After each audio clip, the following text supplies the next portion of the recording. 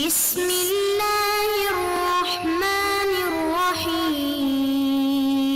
السلام علیکم ورحمۃ اللہ وبرکاتہ۔ عزیز طلباء طالبات، تقابل ادیان و مذاہب کا سبق نمبر 66 آج ہم پڑھ رہے ہیں۔ اس سبق کا عنوان ہے حضرت موسیٰ علیہ السلام کی پیغمبرانہ اصلاحات۔ آج کے اس سبق میں ہم یہ دیکھیں گے کہ بنی اسرائیل میں حضرت موسیٰ علیہ السلام نے کیا کیا اصلاحات کی، ان کی کون کون سی ایسی عادتیں اور بد اخلاقی ان کے اندر پڑی ہوئی تھی جس کو حضرت موسیٰ علیہ السلام نے درست کیا، ان کو ختم کیا۔ مقام موسیٰ کو پڑھتے کہ حضرت موسیٰ علیہ السلام کا مقام و مرتبہ کیا تھا۔ عہد نامہ قدیم کی کتاب استثناء میں حضرت موسیٰ علیہ السلام کے مقام و مرتبے کو بیان کرتے ہوئے کہا گیا، اور آج تک بنی اسرائیل میں موسیٰ علیہ السلام کی مانند کوئی نبی نہیں ہوا جس سے کہ خدا تعالیٰ منہ در منہ سامنے ہوتا تھا۔ ان تمام نشانیوں اور معجزات میں جن کو فرعون، اس کے خادموں اور اس کی ساری سرزمین کے سامنے کرنے کے لیے خدا تعالیٰ نے اس کو مصر میں بھیجا تھا، اور اپنے قوی ہاتھ اور ان ہیبت ناک کاموں میں بھی جو موسیٰ علیہ السلام نے تمام بنی اسرائیل کے سامنے کر دکھائے۔ کتاب استثناء کی اس عبارت میں، اس آیت میں حضرت موسیٰ علیہ السلام کے مقام و مرتبے کو بیان کیا گیا کہ موسیٰ علیہ السلام وہ واحد پیغمبر ہیں جنہوں نے اللہ تبارک و تعالیٰ سے منہ در منہ بات کی، یعنی سامنے سے بات کی، اور بنی اسرائیل میں حضرت موسیٰ علیہ السلام میں سے تھے جن کو بنی اسرائیل کی نجات کے لیے منتخب کیا گیا اور قوی ہاتھ دیے گئے، یعنی ید بیضا، دیگر اس کے علاوہ بہت سے معجزات ادا کیے گئے جس کو حضرت موسیٰ علیہ السلام نے بنی اسرائیل کے سامنے کر کے دکھائے۔ یعنی کہ حضرت موسیٰ علیہ السلام کے مقام و مرتبے کا اعتراف بنی اسرائیل میں ہے۔ قوم کا اخلاقی انحطاط۔ حضرت موسیٰ علیہ السلام کی بعثت سے قبل یہ لوگ اخلاقی انحطاط، ذہنی پستی اور مذہبی عقائد کے بگاڑ کا شکار تھے۔ حضرت موسیٰ علیہ السلام نے انہیں دعوت توحید دی، شرک اور بت پرستی کے تمام مظاہر سے اجتناب کرنے کی تلقین کی، لیکن یہ عین اپنے نبی کی زندگی میں کئی مواقع پر واضح مخالفت کے مرتکب ہوئے۔ حضرت موسیٰ علیہ السلام ان کو خدا کا پرستار اور مطیع فرمان بنانا چاہتے تھے، لیکن یہ اکثر صراط مستقیم سے منحرف ہوتے رہے۔ اس میں بتایا گیا کہ بہت ہی اخلاقی گراوٹ میں پڑے ہوئے تھے، بہت ہی نچلی سطح کی، اور عقائد میں بھی اختلاف بگاڑ تھا، اور جیسا کہ اس سے پہلے ہم نے پڑھا کہ ان کے اندر بہت ہی کثرت پرستی تھی، یعنی خاندانی دیوتا تھے اور حجر پرستی تھی، حیوان پرستی تھی، یہ تمام چیزیں ان کے اندر تھی۔ ان سب کو ختم کر کے حضرت موسیٰ علیہ السلام نے ان کے اندر توحید کی دعوت دی، بت پرستی سے نفرت پیدا کرائی۔ جیسے کہ گو پرستی انہوں نے شروع کی تو گائے کی ذبح کرنے کا حکم نازل ہوا۔ فرعون سے نجات۔ فرعون ثانی کے دور ستم میں بنی اسرائیل کو حضرت موسیٰ علیہ السلام کی سرکردگی میں نجات حاصل ہوئی۔ اس واقعے کو بیان کرتے ہوئے قرآن میں کہا گیا، وَلَقَدْ أَوْحَيْنَا إِلَى مُوسَىٰ أَنْ أَسْرِ بِعِبَادِي فَاضْرِبْ لَهُمْ طَرِيقًا فِي الْبَحْرِ يَبَسًا لَا تَخَافُ دَرَكًا وَلَا تَخْشَىٰ فَأَتْبَعَهُمْ فِرْعَوْنُ بِجُنُودِهِ فَغَشِيَهُمْ مِنَ الْيَمِّ مَا غَشِيَهُمْ وَأَضَلَّ فِرْعَوْنُ قَوْمَهُ وَمَا هَدَىٰ يَا بَنِي إِسْرَائِيلَ قَدْ أَنْجَيْنَاكُمْ مِنْ عَدُوِّكُمْ۔ اس آیت میں صاف اور واضح طور سے بتایا گیا کہ کیسے حضرت موسیٰ علیہ السلام نے بنی اسرائیل کو فرعون سے نجات دلائی، کہ سمندر میں خشک راستہ پیدا ہو گیا حضرت موسیٰ علیہ السلام کی برکت سے، اور بنی اسرائیل نے جب دیکھا کہ پیچھے سے فرعون کا لشکر اور آگے دریا، اس وقت حضرت موسیٰ علیہ السلام کو تان کرنے لگے، الزام دینے لگے کہ یہ تو ہمیں پھنسا دیں گے، ڈبو دیں گے۔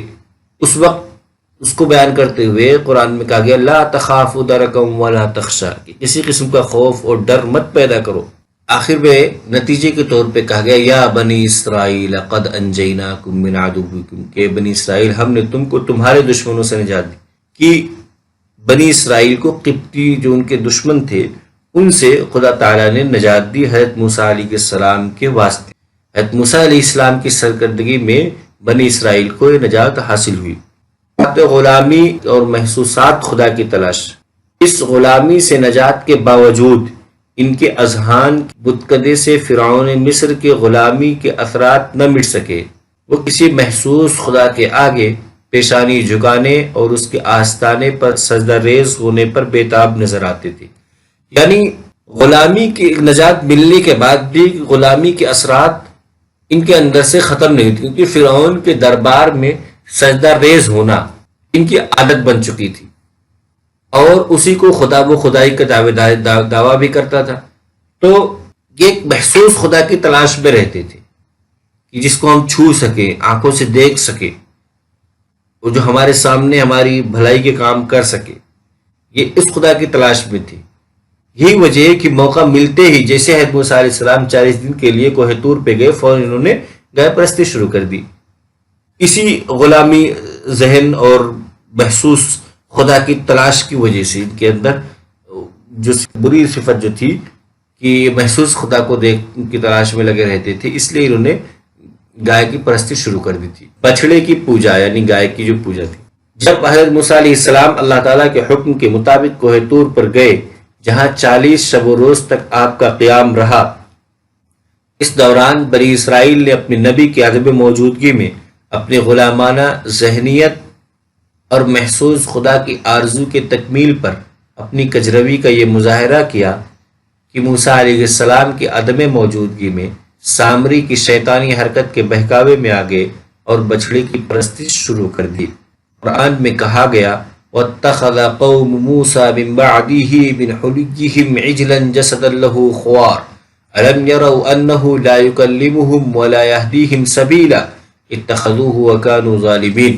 کہ موسیٰ علیہ السلام کے جانے کے بعد ہی ان کی قوم نے زیورات سے، یعنی جو لے کے آئے تھے سامان، اس سے انہوں نے ایک بچھڑے کا ایک جسم بنایا، ایک صورت دی، بچھڑے کی صورت دی اور اس کی پوجا شروع کر دی۔ تو اس پہ طنز کرتے ہوئے قرآن کریم نے کہا الم یروا انہم لا یکلمہم ولا یہدیہم سبیلا، کہ کیا لوگ دیکھتے نہیں کہ یہ یعنی جس کو انہوں نے معبود بنا لیا ہے، یہ نہ ان سے بات کر سکتا ہے، نہ ان کو کسی راستے کی رہنمائی کر سکتا ہے۔ یعنی جس نبی نے ان کی رہنمائی کی تھی اور ان کو لے کے آیا، یعنی ایک طرح سے ایک بڑی غلامی سے نجات دلائی تھی، اس نبی، اس پیغمبر کی کا انکار کرتے ہوئے انہوں نے شرک شروع کر دی۔ اس پہ طنز کیا گیا اتخذوا وکانوا ظالمین، یہ لوگ ظالم تھے، خود اپنے آپ پہ ظلم کرنے ہو۔ معافی اور عہد و پیمان کو اسرین و استوار کرنا۔ فتنہ پرداز سامری کے مکر و فریب نے بت پرستی رائج کرنے اور توحید کے نظریے پر کاری ضرب لگانے کی جو سازش تیار کی تھی، اس کے جال میں بنی اسرائیل کے بیشتر لوگ آ گئے۔ چنانچہ جب حضرت موسیٰ علیہ السلام واپس آئے تو صورتحال کو دیکھا اور حکم خداوندی کے مطابق شرک کے ان مجرمین کو باہم قتل کی سزا سنائی گئی۔ حضرت موسیٰ علیہ السلام کی نصیحت کے زیر اثر انہوں نے خدا کے حضور توبہ کی اور اللہ تعالیٰ کے ساتھ کیے ہوئے پیمانے اطاعت کو اسرین و استوار کیا۔ یعنی جب انہوں نے بچڑے کی پوجا شروع کی تو جب حضرت موسیٰ علیہ السلام واپس آ کر کے دیکھا تو موسیٰ علیہ السلام نے ان کے لیے سزا تجویز کی کہ جن لوگوں نے پوجا کی ہے وہ ان میں سے ہر ایک دوسرے کا قتل کرے، یہی ان کی سزا تھی۔ اور جو باقی لوگ بچے تھے انہوں نے پھر سے اسرین و توبہ کی اور معافی مانگی اور پھر سے یہ عہد و پیمان لیا کہ اب دوبارہ ایسی غلطی ہم نہیں کریں گے۔ سلوا کو ٹھکرانا۔ جزیرہ نمائے سینا کے بیابان علاقے میں اللہ تعالیٰ نے اس قوم پر بادلوں کے سائے کیے رکھے، من و سلوا نازل کیا اور بے آب و گیاہ مقامات پر پانی کی فراہمی کے لیے عصائے موسیٰ کے ضرب سے 12 چشمے جاری کیے، لیکن اس قوم نے کفران نعمت ہی کیا۔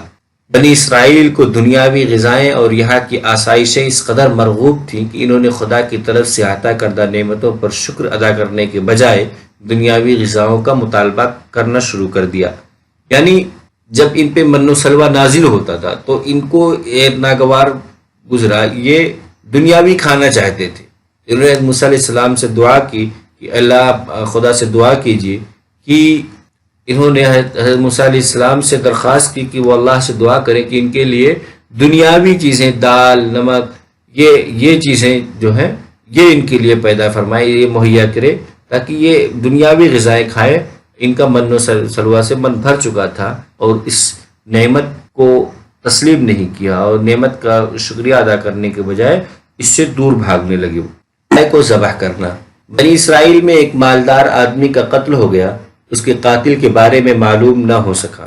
قوم حضرت موسیٰ علیہ السلام کے پاس آئی تو آپ نے اللہ کے حکم کے مطابق ان سے فرمایا کہ گائے ذبح کرو اور اس کا ایک ٹکڑا مقتول کو مارو، اس طرح وہ زندہ ہو کر خود اپنے قاتل کے بارے میں بتا دے گا۔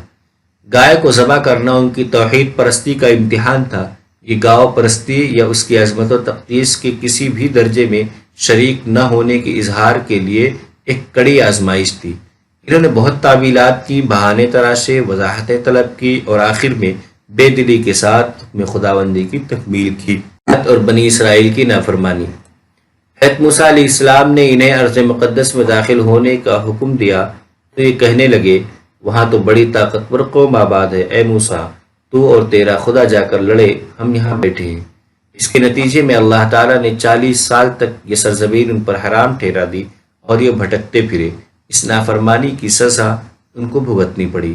حضرت موسیٰ علیہ السلام نے اپنی وفات سے قبل بنی اسرائیل کو قیمتی نصیحتیں کی، جنہیں آپ کی مشن کا خلاصہ قرار دیا جاتا ہے، کتاب اسفار میں ہے۔ سن اے اسرائیل، خداوند ہمارا خداوند ایک ہی خدا ہے۔ تو اپنے سارے دل، اپنی ساری جان اور اپنی ساری طاقت سے خداوند کے ساتھ محبت رکھ، اور یہ باتیں جن کا حکم آج میں تمہیں دیتا ہوں تیرے دل پر نقش رہیں، اور تو ان کو اپنی اولاد کے ذہن نشی کرنا، گھر بیٹھے، راہ چلتے، لیٹتے اور اٹھتے ان کا ذکر کرنا۔ خلاصہ آج کے سبق یہ ہے کہ اس سبق میں ہم نے سب سے پہلے مقام موسیٰ کو پڑھا، پھر یہ پڑھا کہ اس قوم کا اخلاقی انحطاط کس طرح تھا، پھر فرعون سے نجات کیسے ملی، پھر اثرات غلامی اور محسوسات خدا کی تلاش ان کی عادت تھی اس کے بارے میں، پھر بچھڑے کی پوجا انہوں نے کیسے شروع کی، پھر معافی اور عہد و پیمان کو اثر نو استوار کرنا کیسے ہوا، من و سلوہ کو ٹھکرانا، پھر اس کے بعد پڑھا گائے کو ذبح کرنا، پھر حکم جہاد اور بنی اسرائیل کی نافرمانی یعنی جہاد سے انکار کرنا، اس کے بارے میں پڑھا، پھر حضرت موسیٰ علیہ السلام کی نصیحت، سب سے آخر میں حضرت موسیٰ علیہ السلام کی جو نصیحت ہے کہ توحید کا پیغام اس میں ہے اور ذکر کہ خدا کے ذکر میں لگے رہنا، خدا سے محبت کرنا، یہ تمام چیزیں حضرت موسیٰ علیہ السلام